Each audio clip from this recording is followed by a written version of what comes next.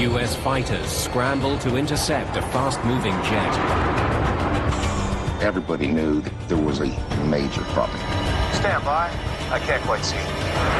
But this is not a combat mission. Our job is to try to figure out what's wrong with that airplane. It's a mid-air emergency. 47 Bravo Alpha Jacksonville. Please acknowledge. A private Learjet is hundreds of miles off course.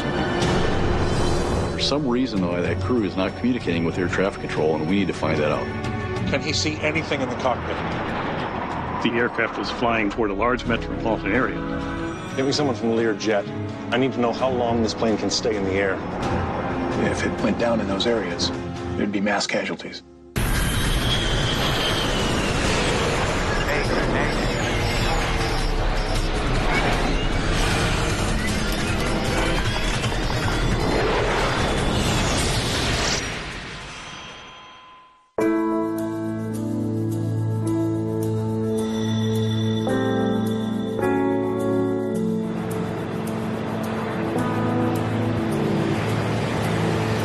It's 8:30 a.m. at Orlando International Airport.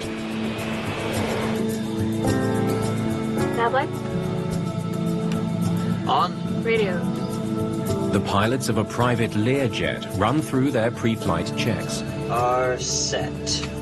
They're preparing for some high-profile passengers. And we're ready for taxi. Just in time. Here's the man himself. Morning. Pro golfer Payne Stewart is on his way to Dallas with some close business associates.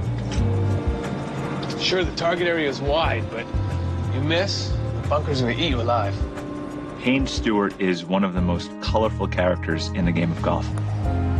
At 42, Stewart is in the middle of a comeback year. He's just won the US Open, one of the most important dates on the tour. But he's almost as famous for his trademark wardrobe as he is for his golfing. Payne Stewart was loud, he was outgoing, he was engaging. His dad always wore really colorful blazers. He always told Payne, you want to stand out.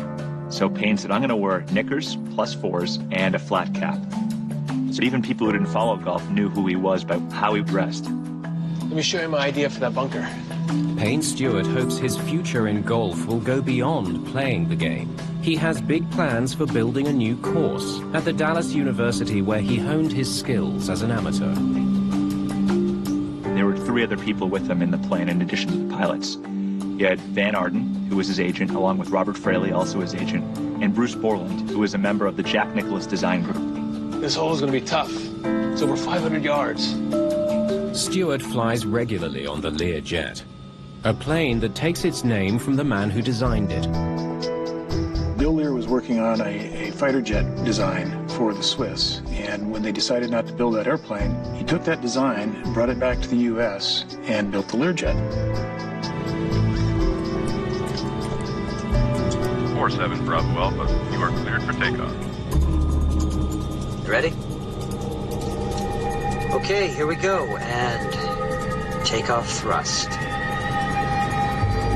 Captain Michael Kling is well qualified to fly this high-performance machine. He's a former Air Force pilot and flight instructor. A lot of pilots came out of the Air Force and started flying Learjets because it reminded them and gave them that performance that they were used to. It was like the Ferrari or the Porsche business jets.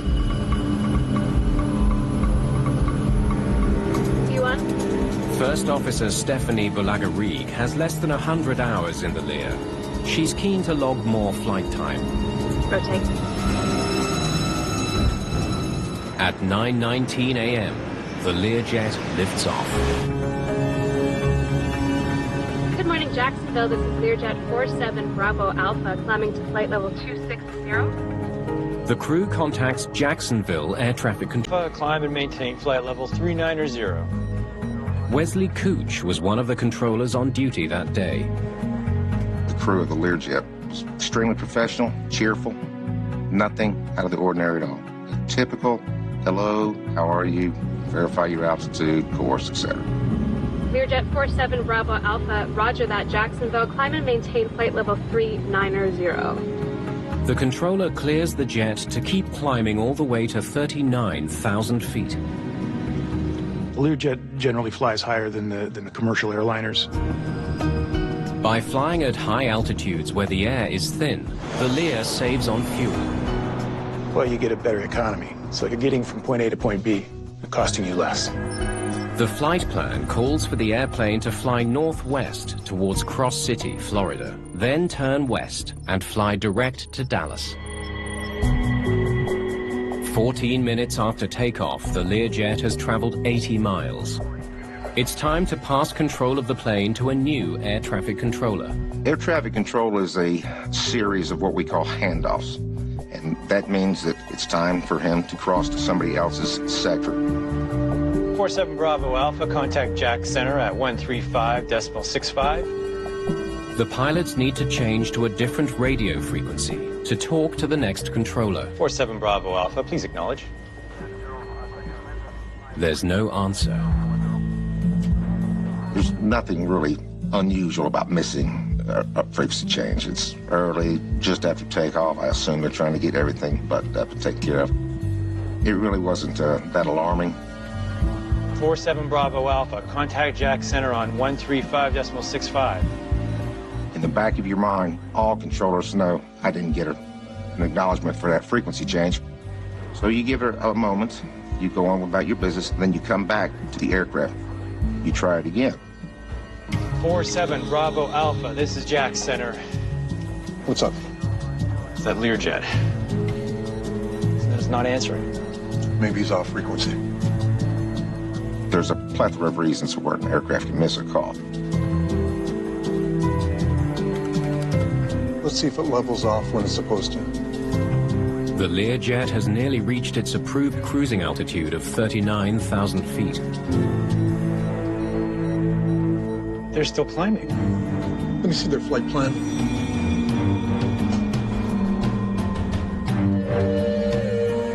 When it climbed through 39,000 feet, everybody knew that there was a major, major problem.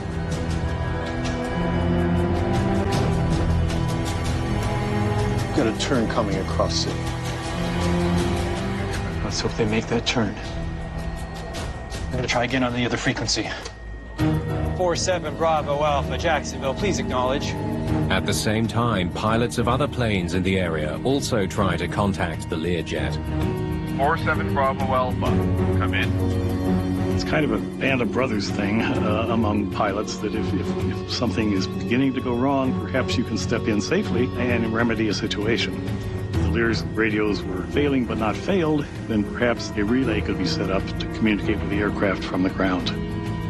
Any pilot, do you have contact with the Learjet? Negative. Nothing from the Learjet. It's been 20 minutes since Payne Stewart's plane left Orlando. Controllers watch nervously as it approaches Cross City. It's a critical moment. They know that any second now, the Learjet is supposed to turn west towards Dallas. The tension level was so high, you could hear a pin drop.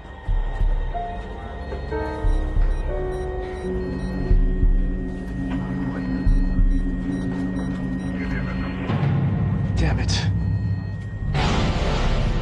It's not making a course correction. There was something terribly wrong. This is Jacksonville Center. I'm declaring an emergency. We're all kind of in shock and disbelief at this aircraft. Ben's in here. Experts at the National Transportation Safety Board are notified of the escalating emergency. Give me a map. Once the air traffic control system realized that the aircraft had gone rogue, so to speak, the next step is to try to figure out why. Malfunction, the crew has been incapacitated somehow. This is where they are now.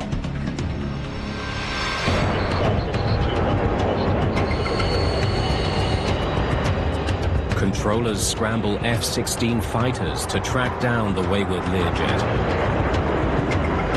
Is the crew incapacitated? Is there something wrong with the aircraft? For some reason why that crew is not communicating with air traffic control. So our job is to go up and find out why.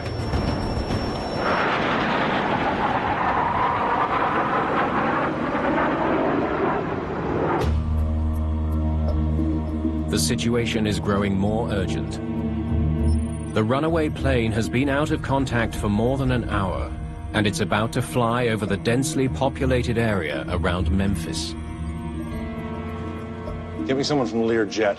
I need to know how long this plane can stay in the air.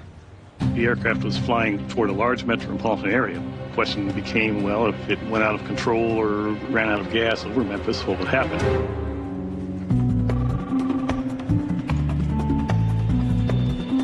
Learjet investigator Jim Tidball is immediately recruited to the team.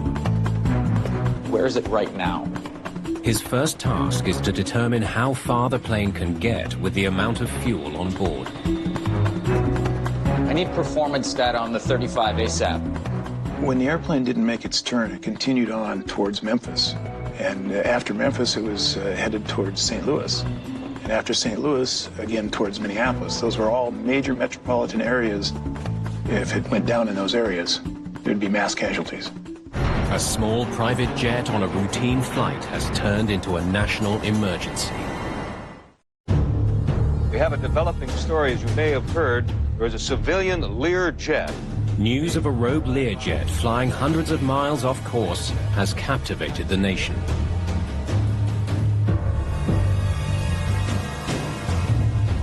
Turn that up, would you?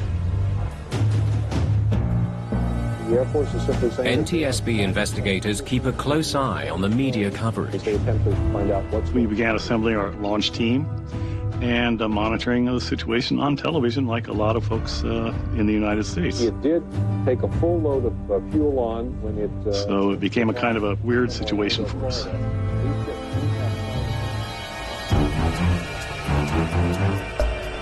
There's some good news. The plane has cleared Memphis airspace. At least it didn't hit the city. But the crisis is far from over.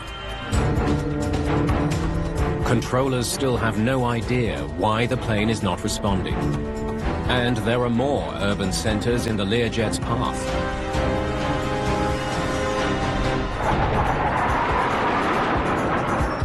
If it doesn't change course soon, the fighter jets may be forced to take drastic measures.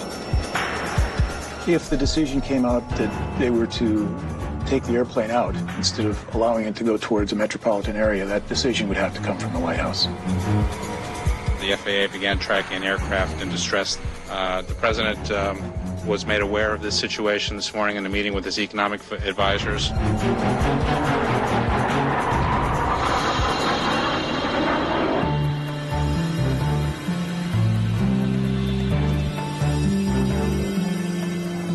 Okay, I think I got something. Jim Tidball has come up with a rough calculation of where the plane will run out of fuel. ATC kept giving the team real-time data as to where the airplane was, the heading that it was flying, etc. So we always knew where the airplane was, and calculating the fuel burn at those altitudes, we could figure how far it was going to go. My best guess is South Dakota, possibly North Dakota. I can't say more than that.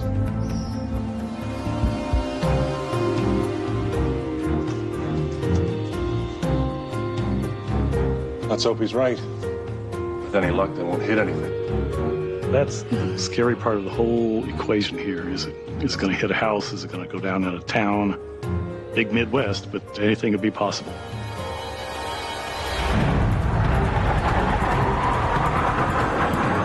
In the air, the F-16 pilots have caught up with the rogue plane. Stand by. I can't quite see. Once we made the intercept, our job is to figure out what's going on with here. No damage. There was no panels missing. There was no gas leaking, for instance. There was any other fluids leaking. There was no obvious exterior damage. The fighter pilots are desperate for some way to communicate with the Learjet's crew, so they attempt a risky aerial maneuver. Well, I'm going to try and wake them up. Maybe, by flying through their jet wash or the turbulence is caused by the lead fighter in this case, they would get some reaction out of them.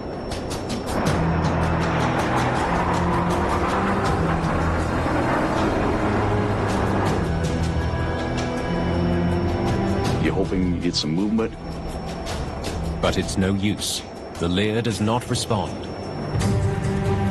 Can he see anything in the cockpit? Stand by, I'm going to go take a closer look. But Colonel Olson isn't giving up. Even though his F-16 is designed to fly at much higher speeds, he wrestles it closer to get a better look. Flying F-16 at low airspeed can be difficult, especially at high altitudes.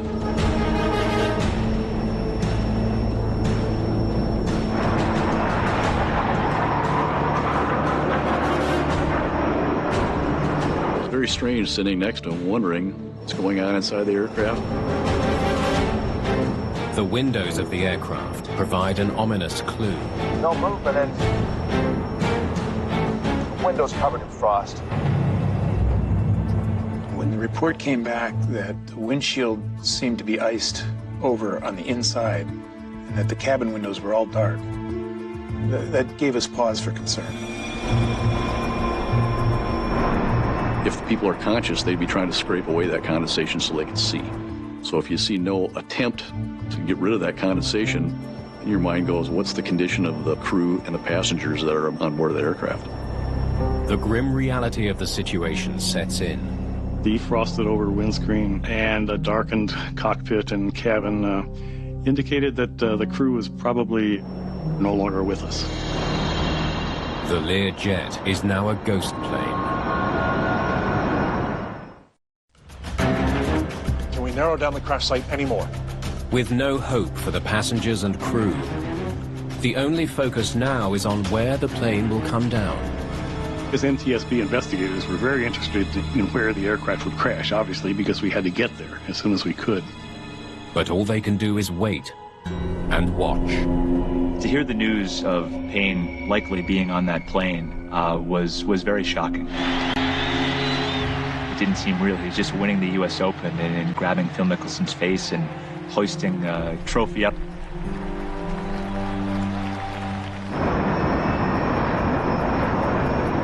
After nearly 4 hours in the air, the Learjet is approaching Aberdeen, South Dakota. Got it. It could go down any time. According to calculations, the jet is almost out of fuel. At 10 minutes past 12, it happens. One of the engines just flamed out and it started turning. I said something like, look out, the aircraft is turning. We don't know where this aircraft is going to go, but it's starting to move.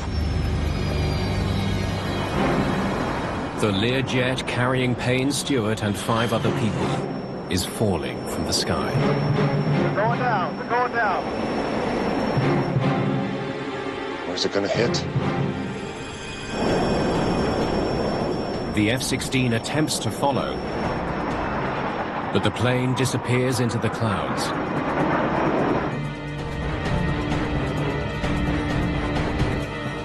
It drops below the radar.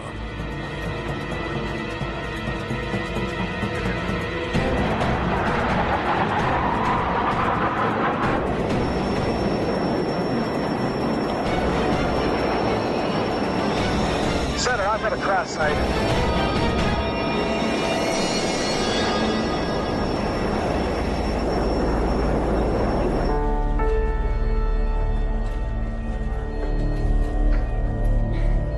We all felt like we were pretty much just kicked in the guts.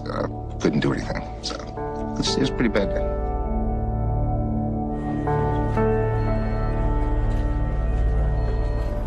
Payne Stewart's Learjet has slammed into a hayfield in South Dakota. You have human beings on that aircraft.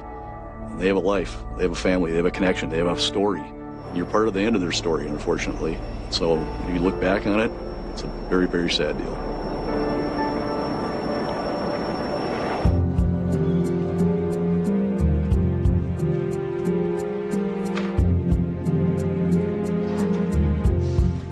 It's over. I think there was a sense of relief when the airplane actually did go down in a rural area that it did not impact a major metropolitan area. This is where the plane went down after its 1,500-mile, 4-hour flight halfway across the nation. On board, golfer Payne Stewart, two-time U.S. Open champ. Guys get to know each other really well. It is a tight-knit community with the media, with the players, with the families. And for someone from that family to be taken away in such tragic fashion was really saddening.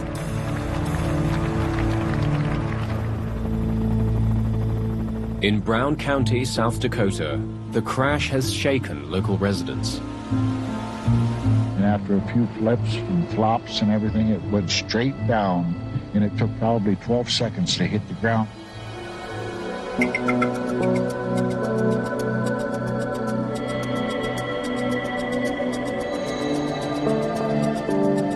For crash investigators, the first step is to survey the impact area and lay out a search grid.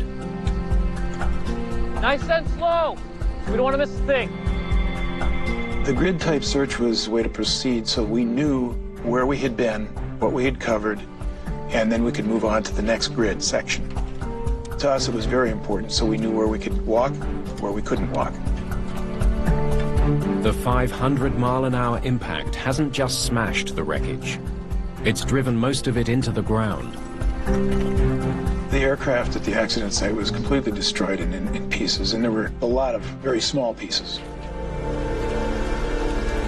My first impression was we're going to have a little trouble gathering evidence here.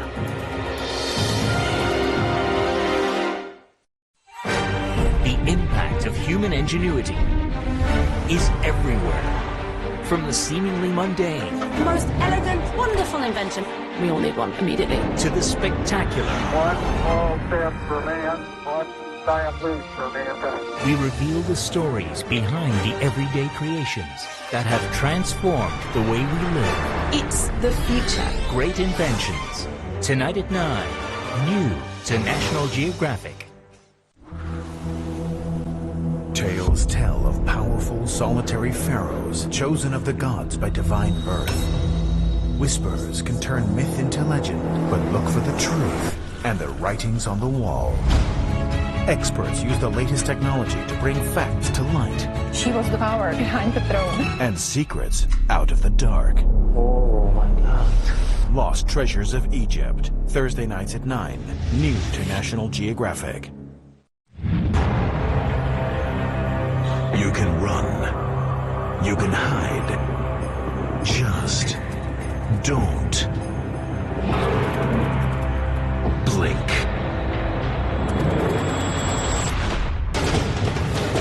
A month of celebration so action-packed you don't want to miss it. Cheetah-thon, Saturday nights at 8:30, new to National Geographic Wild. Every Monday to Friday at 11 p.m. Can the investigators uncover the truth of what really happened? He's hiding something from us. This is some conspiracy? Steer! They didn't stand a chance. Who was behind it? How did they do it? What were they thinking? There's always more to the story. Nat Geo Investigates, Monday to Friday nights at 11 on National Geographic. This December on National Geographic Network. Your favorite excavation show returns. This is good news. Using cutting-edge technology, top archaeologists scour around Egypt to unravel the most enduring mysteries of this ancient civilization. No one's ever documented this temple. We're the first ones to do it. It was a natural disaster no one saw coming. Oh my God. We take you back to the harrowing moments when a day trip turned deadly. You see, they're victims, but this was quite different. These survivalists team up with a beat in an epic wilderness race. Come on. That will put their bond to the test.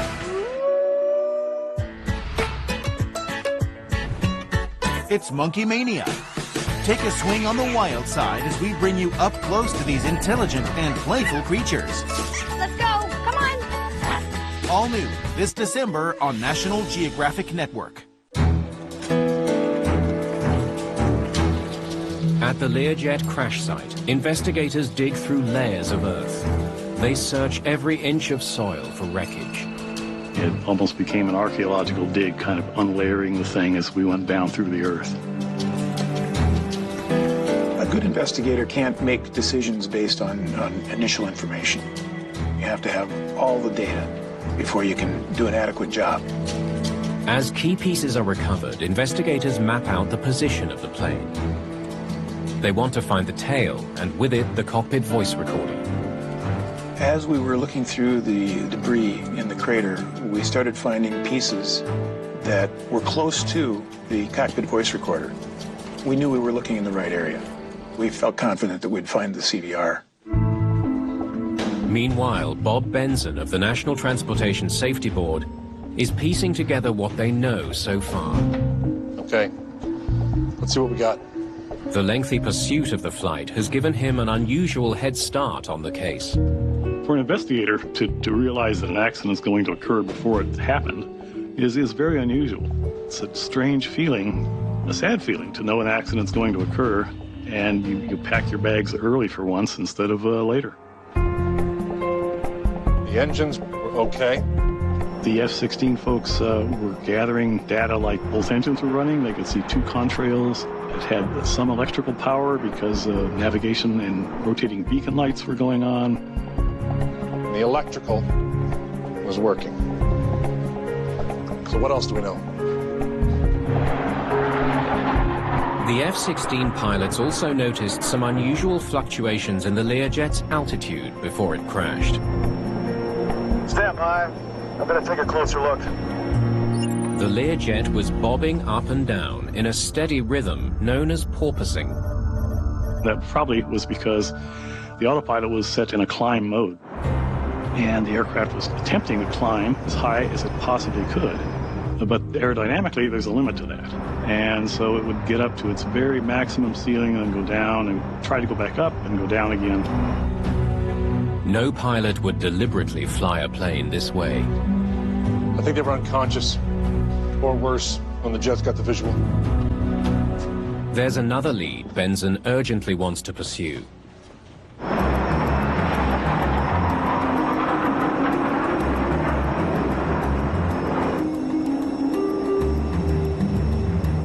No movement, and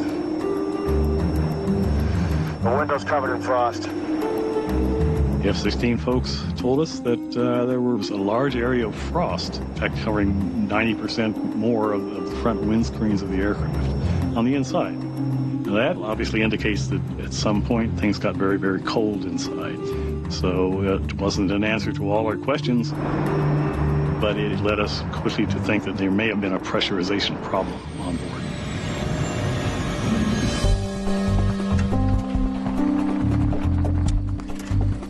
Investigators may be a step closer to finding answers. They've recovered the cockpit voice recorder. Good work. The only recording device on board. The CVR was pretty smashed when we recovered it, and there was concern that we'd get nothing off of it.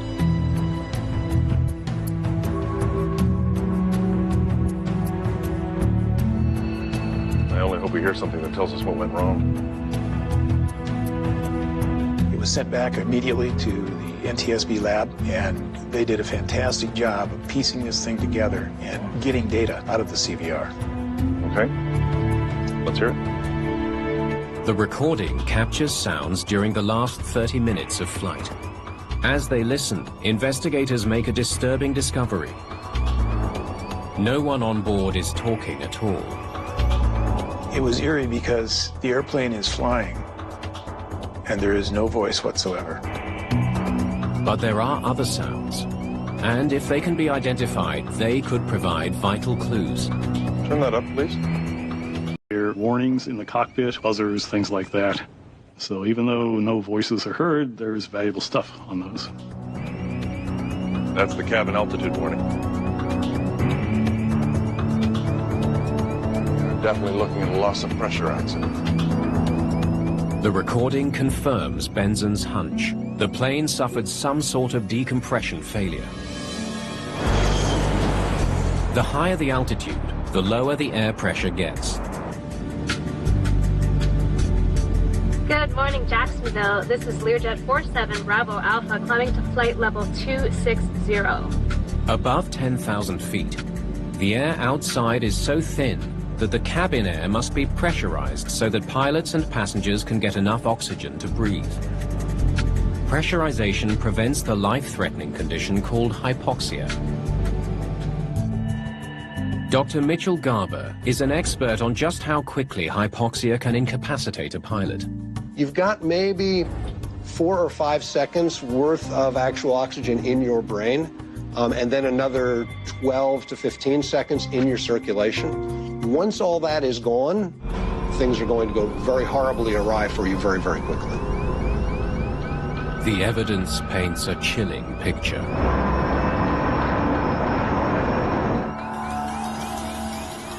The cabin altitude warning horn was blaring for the entire 30 minutes, minus a few seconds at the end.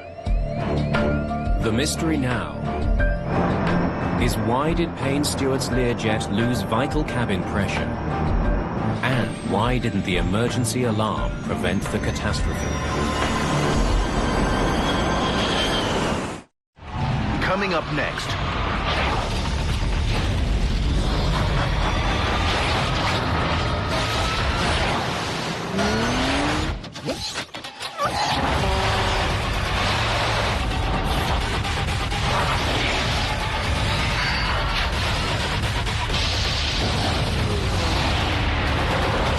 This is the future. Nat Geo Science, next on National Geographic. This December on National Geographic Network. Your favorite excavation show returns. This is good news. Using cutting-edge technology, top archaeologists scour around Egypt to unravel the most enduring mysteries of this ancient civilization. No one's ever documented this temple. We're the first ones to do it. It was a natural disaster no one saw coming. Oh my God. We take you back to the harrowing moments when a day trip turned deadly. You see, they're victims, but this was a lot different. These survivalists team up with their trusted companions. Good boy, bring it here. To compete in an epic wilderness race. Come on. That will put their bond to the test.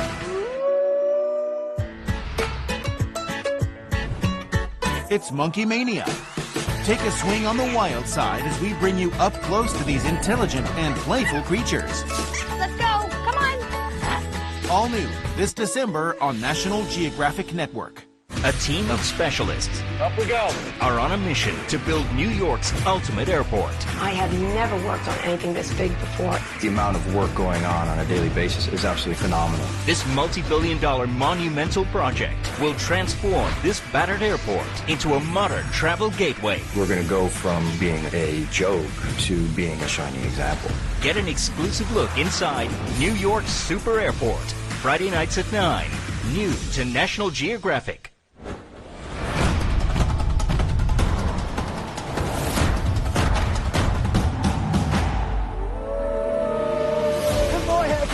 When exposed to the elements, the line between fortune and failure is razor thin. I'm just feeling defeated. But with man's best friend by their side, we'll find out who's really wild by nature. Called to the Wild, Thursday nights at 10, new to National Geographic. We're not backing down.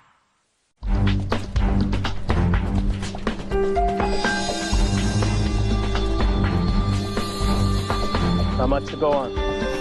The search of the crash site turns up very little of the pressurization system, just a couple of damaged valves. The positive thing to do is work with what you have. You go to war with what you have, not with what you wish had. The flow control valve regulates how much air is drawn from the engines into the cabin. A problem with this valve could cause a depressurization. Even though components are heavily damaged, it's planned to determine what the component was doing prior to the crash. Let's see what this can tell us.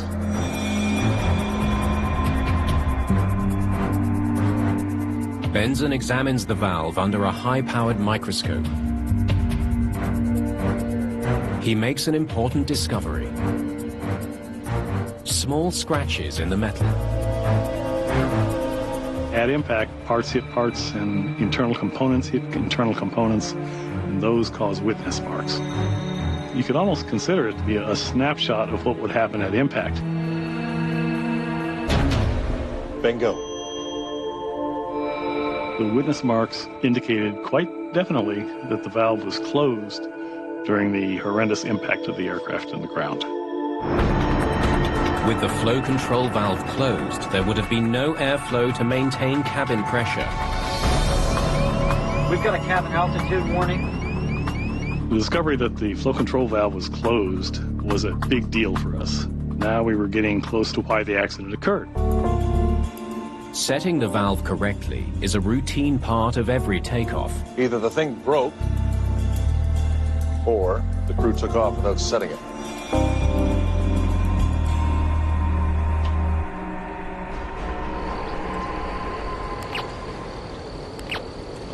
Let's see what these turn up.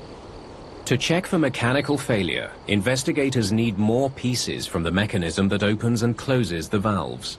They step up search efforts at the crash site. We bought and rented metal detectors, and people were out there on their hands and knees, sifting through dirt with screens to try to find these components. Investigators fill crates with recovered parts. Any more wreckage from the pressurization system? But the valve mechanism is never recovered. When we find a clue and we can't follow it all the way to the end, it gets very frustrating for investigators. We know we've got a piece of the evidence, but not all the evidence. Play it from the top. I want to hear something she said before takeoff. Benson turns to air traffic control recordings that captured all radio calls with the Learjet's crew. Orlando Tower 47 Bravo Alpha requesting taxi. He hopes the recordings can tell him when the Learjet began to decompress. The air used to pressurize the plane comes from the engines, so it can feel a bit hot. That's why some pilots wait until the last minute before opening the airflow valve. V1? Did they forget to do this? Rotate.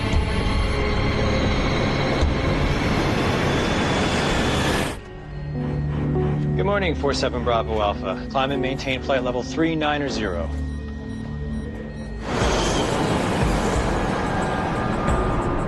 If they did forget to open the crucial valve at takeoff, they would have been affected by a lack of oxygen as soon as they climbed past 10,000 feet. The progression of hypoxia symptoms is probably most pronounced in the mental arena, in our ability to think, our ability to make determinations. It's one of the reasons it's so critical. Benson listens carefully to the voices. He wants to compare how the pilots sound on the ground with how they sound at higher altitudes where there's less oxygen. It's important for us to try to figure out at what altitude, what point in the flight, really, something began to go wrong. So far, so good. Play me something from later, after they climb past 10,000 feet. Changes in their voices could reveal when the pressure failed. You may get slurred speech as you do with intoxication. You may get slower speech as you do with intoxication. Good morning, Jacksonville. This is 47 Bravo Alpha. Climbing to flight level 260. She sounds the same to me.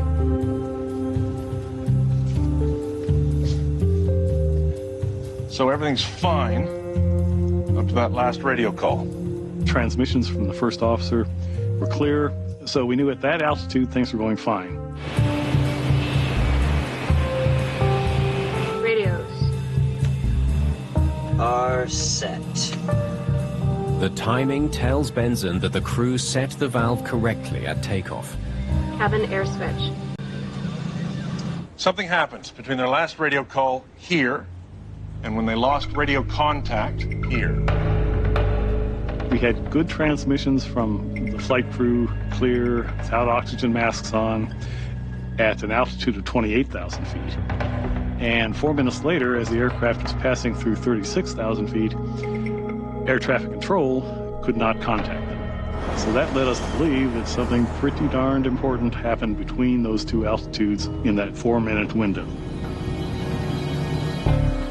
Something must have happened to close the cabin air valve, but it's impossible to say whether it was human error or mechanical failure.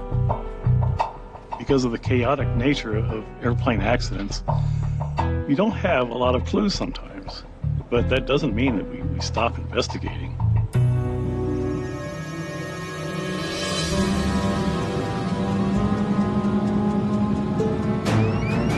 Cabin altitude warning.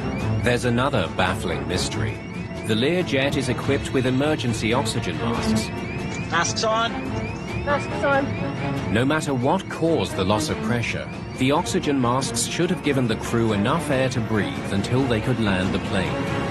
If a crew happened to get an altitude warning, gosh, the first thing any flight crew should do would be to don an oxygen mask. Can't breathe. Can you breathe? Okay.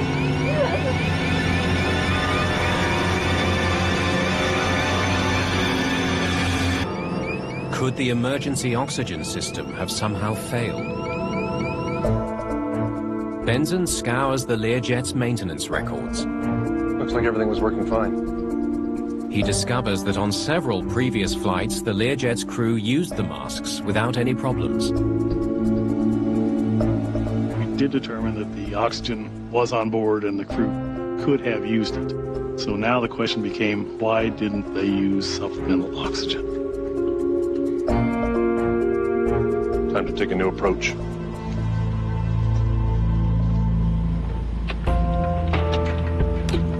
Set us to climb, please.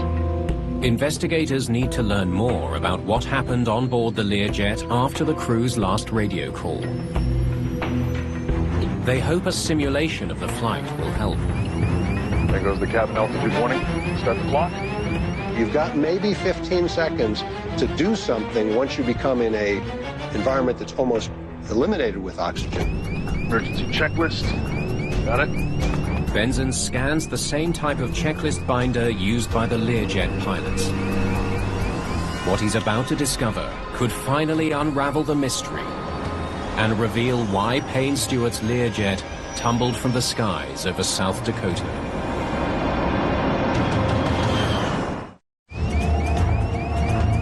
I think all of us sort of had in our heads the checklist will have, once you hear the altitude warning horn or any other indication of a decompression event, that you're going to put your oxygen mask on as the first and immediate action item. The simulated loss of cabin pressure leads Benson to an astounding discovery. The first item on the emergency checklist is not don oxygen masks. At 10,000 plus or minus 500 feet cabin altitude, control pressure to the outflow valve is trapped. Some of the wording at first glance was quite confusing. And I imagine it would be very confusing if you were under a distress situation and trying to figure out exactly what the checklist meant. This deactivates the automatic mode and stops cabin altitude from rising higher if the failure is in the automatic control system. I can't believe we still haven't put our oxygen masks on. We were surprised because it implied pretty strongly that you need to troubleshoot a pressurization problem, and if you can't fix it, then you don your oxygen masks. And that's counterintuitive to us. That was backwards, in fact. First step should have been don oxygen masks. Okay, shut it down. I think I know what happened. Investigators now have a theory about what went wrong on board the Learjet. Everything is fine until about 24,000 feet. Then something causes the plane to lose pressure.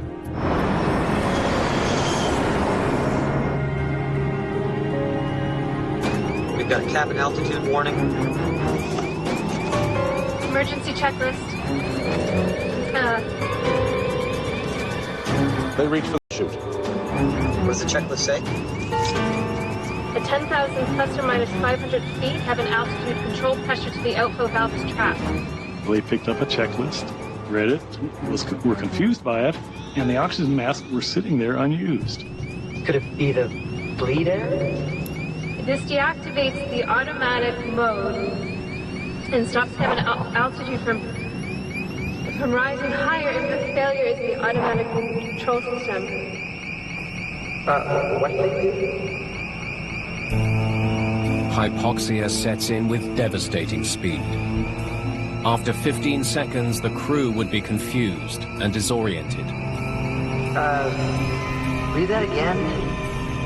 Okay, A lot of it depends on how rapid the onset of hypoxia is, and a lot of it depends on the individual. But things that we tend to see fairly commonly, and probably the most important one, is the difficulty in thinking. 10,000. Control pressure. Thought patterns becoming more confused and less deliberate. You actually start to lose consciousness. And if you don't get oxygen delivered back to you, eventually you're going to die from oxygen starvation. But before they can solve the problem, the crew loses consciousness.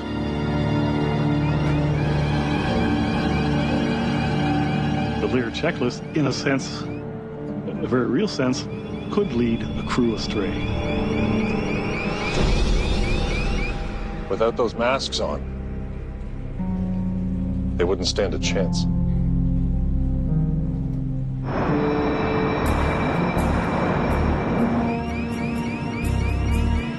Instead of a loud warning horn, maybe a statement from the airplane that says, "Put on your oxygen mask," would be more effective, rather than having people who are having to try and figure out what the sound is, having to deal with the sound itself, and then having to try and figure out what they're supposed to do about it.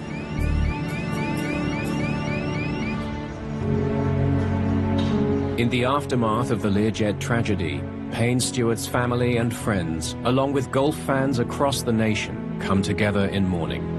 I am profoundly sorry for the loss of Payne Stewart, who has had such a remarkable career and impact on his sport. I knew Payne as a carefree guy who was nice to everybody and was very open-hearted. Payne wouldn't have wanted a lot of mourning over his death, however it happened. He was an upbeat guy. He was a happy guy who just loved living life, being with his family, having a good time. And he wouldn't want people mourning. He wanted people celebrating his life and being there for his family.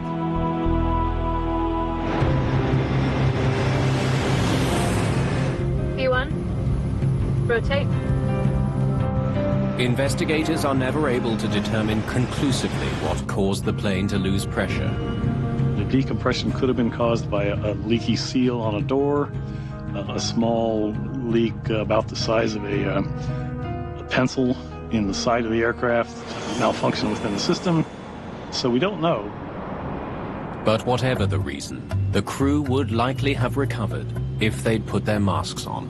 The NTSB, in its report, ultimately concluded that had they received oxygen in a timely manner, it's likely that we would not be talking about this particular accident today. Got a cabin altitude warning. Emergency checklist. Following the investigation, the NTSB recommends important changes to aviation checklists.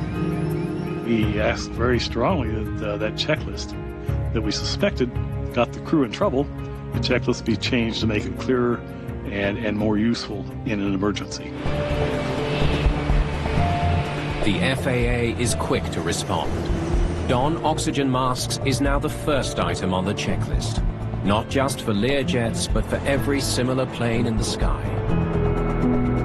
We were pleased with the results. The checklist was changed, again, not only for the Lear, but the FAA insisted that other aircraft, other business jets, recheck their checklist to make sure they made sense.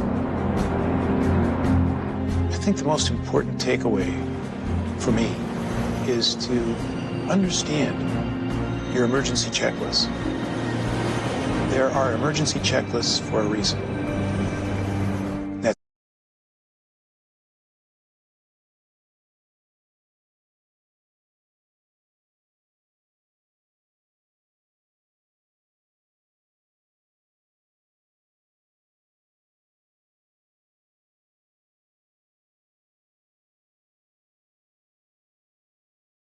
Monday to Friday at 11 p.m. Can the investigators uncover the truth of what really happened? He's hiding something from us. This is some conspiracy? They didn't stand a chance. Who was behind it? How did they do it? What were